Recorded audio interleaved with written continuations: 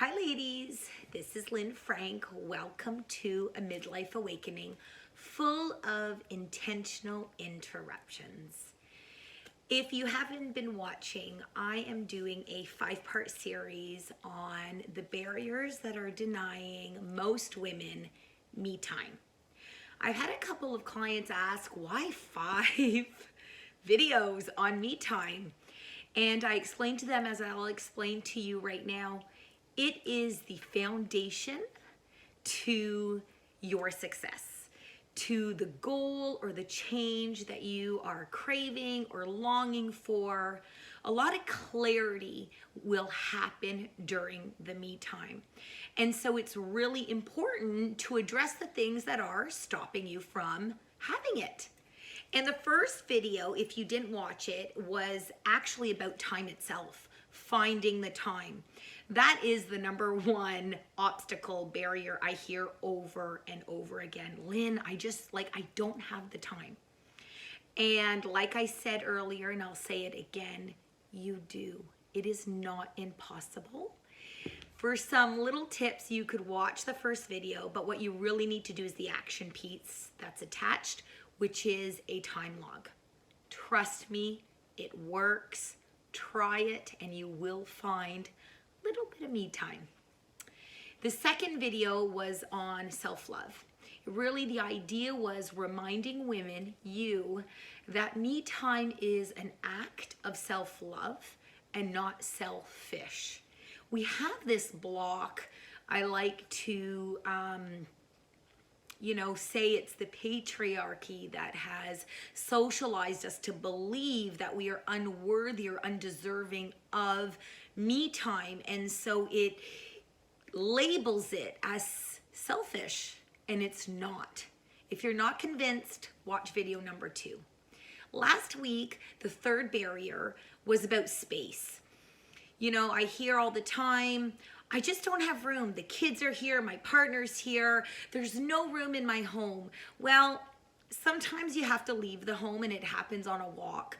I give lots of suggestions, but really that video's a reminder that once you do find the space, to really ignite your senses so that when you walk into the room that you have chosen or the little nook, create it for you. And there are some beautiful tips in creating a joyful space. The fourth barrier, and the one I want to talk about today, is letting you know that it is worth it. There are still some women who just don't see the value in me time. It sounds cool, it sounds pretty, but they're not really motivated to do it, to take it. There's no intentional attempt to acquire me time.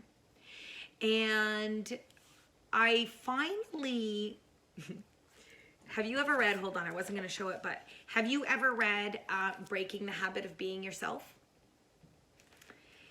It's awesome. Dr. Joe Dispenza.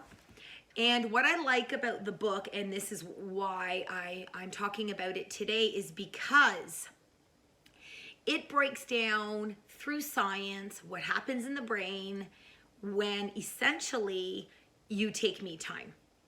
It really gives a scientific lens to personal development. And I thought, okay, this is what a lot of women need to understand. There is actually something scientific going on when you decide to take me time. And so that's today. And I do find it helps a lot of women go, oh yeah, okay, I could see that. Now don't laugh. I'm not an artist, okay, ladies? I'm just gonna prop myself up here a little bit. This is the brain. Yeah, it is. I'm being simple in my explanation, also my drawings, okay? I've just labeled here the 3 major parts of the brain that I'm going to talk about today. The neocortex, the limbic brain, and the cerebellum brain. And the neocortex is really the thinking brain. It's where your ideas, where you create plans, all that processing of thought happens there. And then in the limbic brain, that's more the doing, the action part of your brain. And then this is where you store your old habits or patterns. This is where your habitual thinking is stored. And of course, these parts of the brain work together. So what happens is there's like a circuit, a network, a neural network that once you identify, have a thought of something, it lights up, it sparks up these neurons, which leads to this path of doing and storing. And you store the experience, the emotion. And so I think he says by the age of 35, you have already experienced most of what you're going to experience in life. 35. That's why it's so important, this me time, so that you could like recreate some new experiences, okay? But what happens is it would be like going to a party. You get nervous about going to a party. You've already been to parties before. So the thought remains the same. You're like, oh, I'm going to this party. And you go to the party and your habitual pattern, behavior, emotion is stored. And you react the same way. You don't really feel good. Maybe your palms get sweaty. You're uncomfortable. You stay quiet. Whatever that looks like for you. Or, maybe you don't like roller coasters and you're thinking about going on a roller coaster and you could already kind of feel your stomach getting upset. Well, that's the old pattern. That is the network that is lit up and that works through the brain. The same pattern that you experienced the first time you went on the roller coaster, that's when it was originally created. And because you didn't intentionally think of it differently, your reaction to that experience remains the same. And why me time is so important is for these reasons right here. When you have me time, you get to entertain a new thought. So you want a new goal. You want to try something new, go to a yoga class. I mean, it doesn't have to be big. It could be like going to a yoga class for the first time. It doesn't have to be like quitting my job, okay?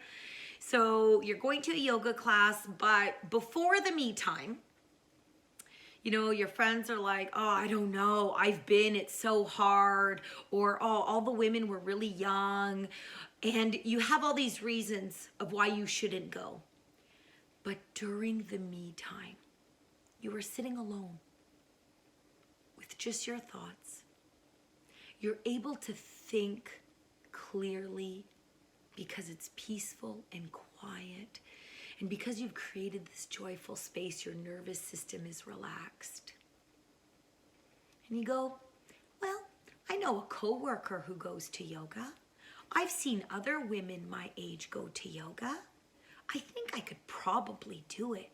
And all of a sudden, this thought is becoming, hold on, I underlined it, behavior, is becoming a behavior. You're thinking about actually doing it. So the thought, because of me time, is now this more positive thought, which leads to the possibility of actually doing what you really want to be doing. And by creating this behavior in your mind, when the opportunity presents itself, you are more likely to say yes. So now the coworker just happens to say to you, because the universe will serve you like this, once you become open to the idea, you've put that out there, almost like you're manifesting. I mean, you could even do work on that. And your coworker says to you, hey, I'm going to a yoga class. It's, bring a friend. Did you want to join me? Yeah, you do.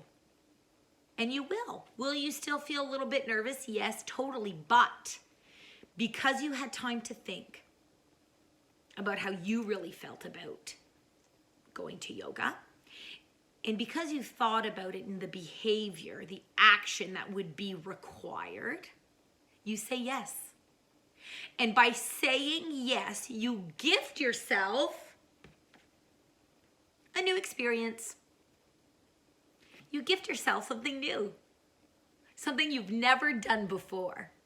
Your brain has to fire up a new neural network. Not the one it's been using for 35 years. Nope, not today, sisters. Because you took me time, you had a clear idea of your thoughts. You really thought them through. You were able then to imagine this new behavior. And when the opportunity presents itself, you took it. Yes, you did. And now you've lived this new experience. And the new experience has created